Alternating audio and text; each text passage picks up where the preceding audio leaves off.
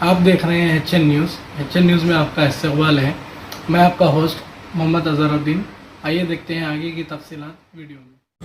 HN news में आप सबका इस्तकबाल है। आइए नज़र डालते हैं आज के खबरनामे पर। मगरबी बंगाल की वज़ीर आला ममता बनर्जी ने बुध के रोज़ यूक्रेन की गोलाबारी में एक हिंदुस्तानी तालिब इल्म की हलाकत के लिए मरकज़ पर तनकीद की और इसे हुकूमत की लापरवाही करार दिया।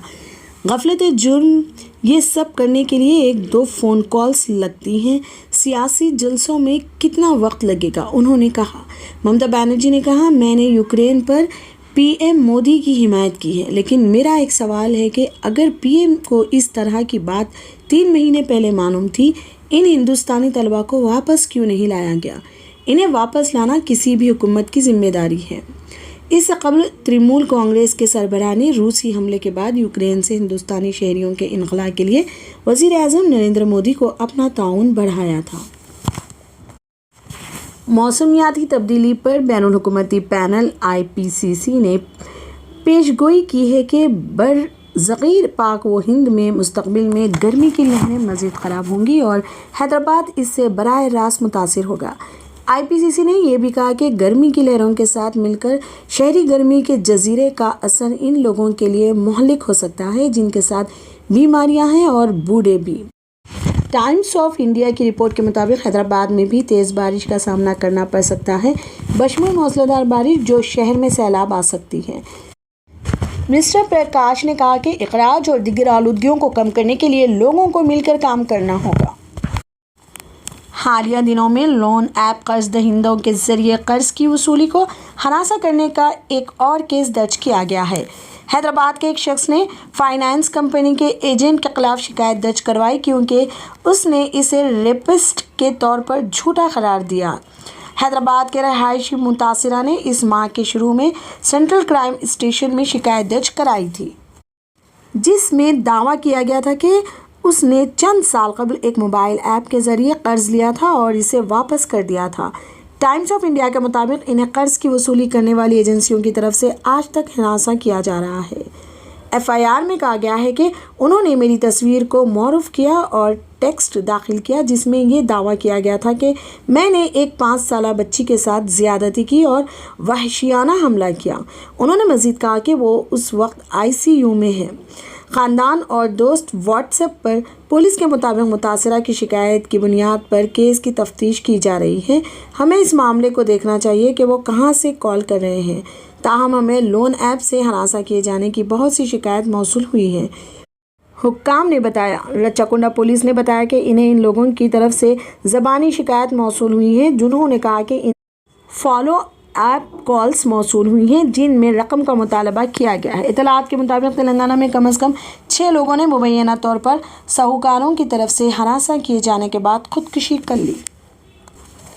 इब्राहिमपट्टनम में शहर के 2 रियल एस्टेट ताजिरों श्रीनिवास रेड्डी और रघुवेंद्र रेड्डी के दिल दहला देने वाले कत्ल के पीछे ज़मीन का तनाज़ा हो सकता है।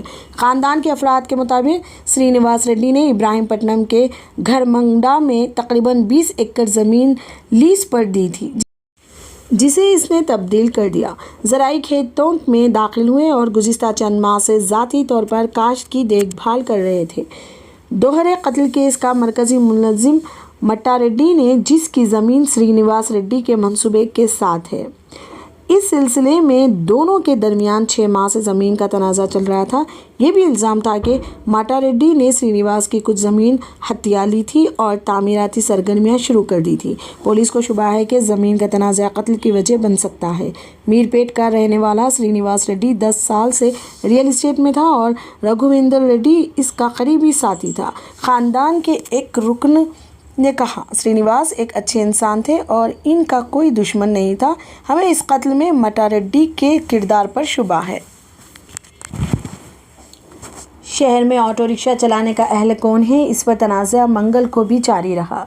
Greater Hyderabad municipal corporation GHMC हुदूद से बाहर रजिस्टर्ड ऑटो के ड्राइवर हार मानने को तैयार नहीं है। हैदराबाद सिटी ट्रैफिक पुलिस की जानिब से दीगर अजला के ऑटोज़ को शहर की सड़कों पर चलने के खिलाफ इंतबाह करने के 1 हफ्ते के अंदर ज़राए माश की जद्दोजहद ने एक नई शक्ल अख्तियार कर ली। ऑटो रिक्शा ड्राइवरों की यूनियंस एक قرارداد تلاش کرنے کی کوشش کر رہی ہیں جو موجودہ حکومت ضوابط پر ہنگامہ آرائی کا الزام لگایا۔ شہر کی حدود میں 1.2 لاکھ آٹو رکشہ CNG یا LPG پر چل رہے ہیں اور 40,000 ڈیزل والے، جبکہ تقریباً 5,000 آٹو رکشہ CNG اور LPG ہیں جو GHMC حدود سے باہر رجسٹرڈ ہیں۔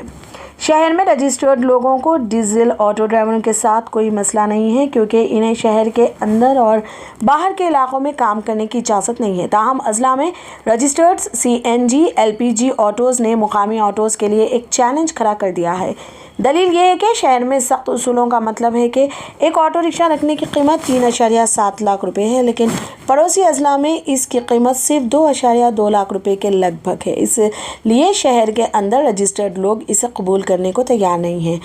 تلنگانہ AITUC کے جنرل سیکریٹری B وینکٹیشم نے کہا، شہر میں نئے آٹوز کی لاگت ایک انٹری لیول کار کے برابر ہے۔ ٹریفک پولیس کی وارننگ کے بعد پولیس نے گاڑیوں کو ضبط کرنے جیسی کارروائی شروع کر دی۔ پیر کو خیرتآباد میں RTA ہیڈ آفس کے قریب احتجاجی مظاہرہ کیا گیا۔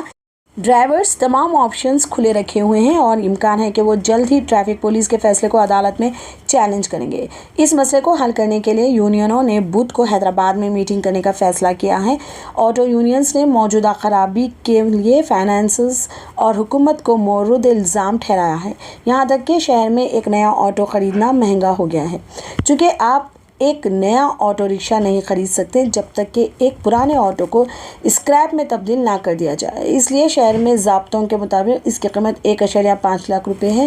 اس لیے جو لوگ اسکریپ شدہ گاڑیاں فراہم کرتے ہیں وہ بھاری رقم وصول کر رہے ہیں اور تمام کارروائیوں کے بعد اس کی قیمت ادا کرنا پڑتی ہے، تقریباً ایک بالکل نئی گاڑی کے برابر۔ چونکہ یہ آلودگی پر قابو پانے کا معاملہ ہے، اس لیے حکام کو اصولوں میں نرمی کرنی چاہیے اور کم از کم نئے CNG آٹوز کو پرانی گاڑی کو ختم کرنے کی ضرورت کے بغیر اجازت دینا چاہیے۔ ریاست بھر میں ان گاڑیوں کے لین دین میں ملوث ہے، ایک اور یونین لیڈر نے کہا۔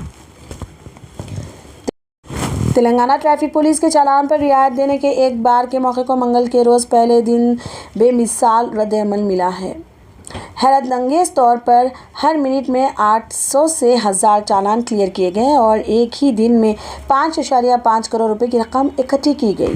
گاڑیوں کے مالکان کی جانب سے اپنے زیر التوا چالان کو رعایت پر کلیئر کرنے کا زبردست رد عمل ملا۔ ہمیں توقع تھی کہ پہلے دن تقریباً 2 لاکھ چالان ادا کر دیے جائیں گے، لیکن ہم حیران رہ گئے کہ شام 6 بجے تک تقریباً 4.1 لاکھ چالان کلیئر ہو گئے اور مزید 1 لاکھ دی ہندو نے ٹریفک انسپکٹر چالان M نرسنگ راؤ کا حوالے دیتے ہوئے کہا۔ افسر نے مزید کہا کہ صبح 10 بجے سے دوپہر 2 بجے تک کے اوقات میں فی منٹ میں کلیئر کیے گئے چالانوں کی تعداد 1000 سے تجاوز کر گئی۔ راؤ نے مزید کہا کہ زبردست آن لائن ٹریفک کی وجہ سے چالان میں کچھ تکنیکی خرابیوں کا سامنا کرنا پڑا۔ Joint commissioner of police traffic Hyderabad AV رنگاناتھ نے کہا کہ کلیئر کیے گئے چالان کی اصل قیمت تقریباً 20 کروڑ روپے ہوگی، لیکن بھاری رعایت کی وجہ سے پہلے دن مجموعی طور پر 5.5 کروڑ روپے جمع ہوئے۔ دھماکے کے خیز مواد سے متعلق ہنگامی صورتحال سے نمٹنے کے لیے ریلوے اور مختلف ایجنسیوں کی تیاریوں کا جائزہ لینے کے لیے 105 منٹ کی ایک موک ڈرل بدھ کی صبح یسونت پور ریلوے اسٹیشن پر منعقد کی گئی۔ اسٹیشن کے پلیٹ فارم کے قریب ٹرین کے اندر چھوڑے گئے بموں اور انہیں ناکارہ بنانے کے لیے فوری اقدامات کرنے کی ضرورت پر مشتمل ایک منظرنامہ مشق صبح 11:30 بجے شروع ہوئی اور پارسل آفس کے قریب صحن میں دوپہر 1:15 بجے تک جاری رہی۔ اس الگ تھلگ جگہ پر مختلف سیکورٹی ایجنسیوں کی نمائندگی کرنے والے تقریباً 100 افراد موجود تھے، جس میں ٹرین کی نمائندگی کے لیے پٹریوں پر ایک ہوگی کا استعمال کیا گیا تھا۔ ریلوے ذرائع کے مطابق مرکز برائے انسداد دہشت گردی اور کرناٹک کے داخلی سلامتی ڈویژن نے یہ مشق ریلوے پروٹیکشن فورس، سرکاری ریلوے پولیس اور بنگلور ریلوے ڈویژن کے سیفٹی ڈویژن کے تعاون سے کی۔ اس مشق میں سونگھنے والے کتے بھی شامل تھے۔ بارودی مواد کو سونگھنا صحیح قسم کے آلات کا استعمال کرتے ہوئے اسے پھٹنے سے ناکارہ بنانے کے لیے اٹھائے جانے والے اقدامات، ناکارہ بموں کو ناکارہ بنانے کا صحیح طریقہ اور مسافروں کے درمیان پرسکون رہنے کے لیے اٹھائے جانے والے اقدامات کو مشق کے دوران دکھایا گیا تھا۔ یہ ہم سب کے لیے سیکھنے کا ایک بڑا تجربہ تھا۔ ایک اور ریلوے ذریعے نے کہا۔ بنگلور ڈویژن کے DRM شیام سنگھ نے کہا کہ بدھ کی صبح کی گئی فرضی مشق کامیابی کے ساتھ مکمل ہوئی۔ گزشتہ سال 30 ستمبر کو یشونت پور میں ایک اور موک ڈرل کی گئی تھی جس میں نیشنل ڈیزاسٹر ریسپانس فورس شامل تھی، جس میں 2 الٹنے والی بگیوں کے پٹری سے اترنے کو نافذ کیا گیا تھا۔ مہاراشٹر کے سیاحت اور ماحولیات کے وزیر آدتیہ ٹھاکرے نے بدھ کو آرے سے دبیسر میٹرو لائن 7 کے فیز 1 کا معائنہ کیا۔ میٹرو فیز 1 کی 7ویں لائن میں آرے سے دہیسر تک 10 اسٹیشن ہیں۔ ٹھاکرے نے ان میٹرو اسٹیشنوں کے کام کا بھی جائزہ لیا۔ تلنگانہ کے مزید 23 طلبہ بدھ کو یوکرین سے نئی دہلی واپس آئے ہیں۔ یوکرین میں روسی افواج کی شدید بمباری کے علاوہ سرد موسمی حالات کے درمیان یہ طلبہ تمام مشکلات کا مقابلہ کرتے ہوئے ہندوستانی سفارت خانے کی مدد سے یوکرین کی سرحد سے رومانیہ پہنچے۔ انہیں رومانیہ کے شہر بخارسٹ سے خصوصی پرواز کے ذریعے نکالا گیا۔ نئی دہلی ہوائی اڈے پر اترنے پر تلنگانہ حکومت کے عہدیداروں نے طلبہ کا استقبال کیا اور بعد میں انہیں تلنگانہ بھون لے جایا گیا۔ انہیں حیدرآباد پہنچنے کے لیے مفت ہوائی ٹکٹ کے علاوہ رہائش اور کھانا فراہم کیا گیا۔ تلنگانہ بھون کے ایک عہدیدار نے بتایا کہ وہ شام کو حیدرآباد پہنچ جائیں گے۔ بدھ کے روز 30 طلبہ کی آمد کے ساتھ اب تک تلنگانہ سے تعلق رکھنے والے 57 طلبہ جو یوکرائن یونیورسٹیوں میں مختلف کورسز کر رہے تھے وطن واپس لوٹ چکے ہیں۔ تلنگانہ کے چیف منسٹر کے چندر شیکھر راؤ ایک مصروف 3 دنوں سے دہلی میں ہیں، جس کے دوران ان کے عہدیدار متنازع آل انڈیا سروس کیڈر رولز میں ترمیم کے ساتھ ساتھ CM اروند کیجریوال اور BKU لیڈر راکیش ٹکیٹ سے بات چیت کے سلسلے میں میٹنگیں ترتیب دینے کی کوشش کر رہے ہیں۔ فی الحال کے لیے خبرنامہ اتنا ہی۔ دیکھنے کے لیے آپ کا بہت بہت شکریہ۔ اگر آپ نئے ہیں اس چینل پر تو سبسکرائب ضرور کر لیں اور بیل آئیکن بھی دبا لیں تاکہ ہماری ہر خبر آپ تک پہلے پہنچے۔